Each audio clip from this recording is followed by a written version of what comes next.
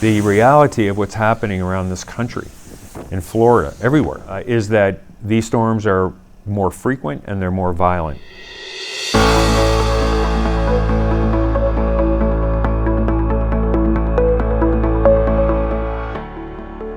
As Hurricane Ian slammed into southwest Florida, the majority of Babcock residents chose to shelter in place.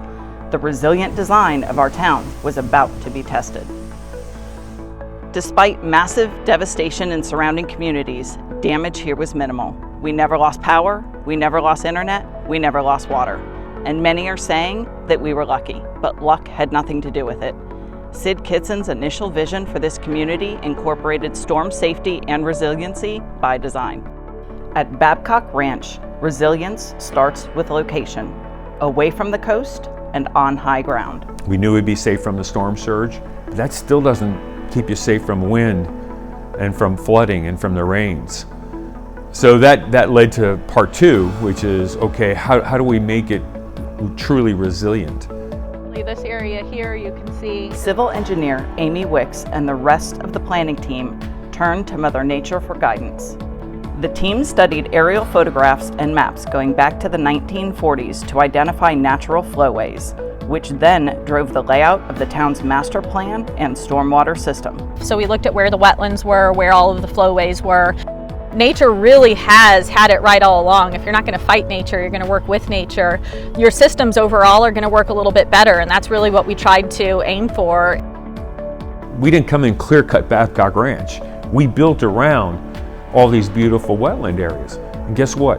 They have tremendous storage abilities and capacity.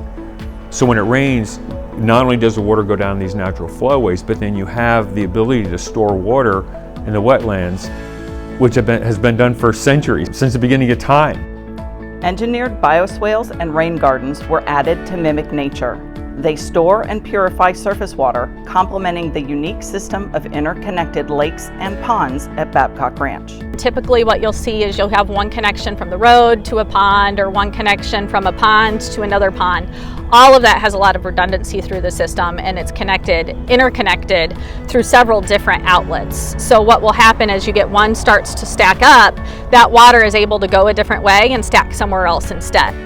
The Florida Power and Light transmission lines, hardened to withstand up to Category 5 hurricanes, kept the power flowing from the solar field and natural gas power plant to the substation at Babcock Ranch. From there, the power is transmitted underground to buildings and homes. Kitson also invested in hardening the town's water utility, and he says it's money well spent. Now look at the utter destruction all around us. And let's look at how much that cost. You're talking billions of dollars. Even the landscaping at Babcock Ranch is storm resilient.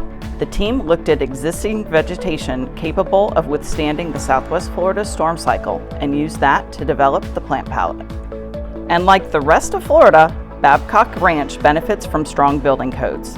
After Hurricane Andrew, the code was updated with things like improved roof standards and requiring impact glazing or shutters.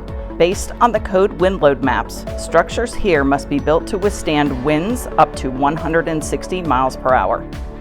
We call Babcock Ranch a living lab because we are constantly looking at lessons learned and pivoting where we need to. Post-storm, when the team debriefed, we were challenged to push to the next level. What if there was more rain? What if the winds were stronger? The team is actively brainstorming, researching, and engineering more rigorous solutions to improve resilience.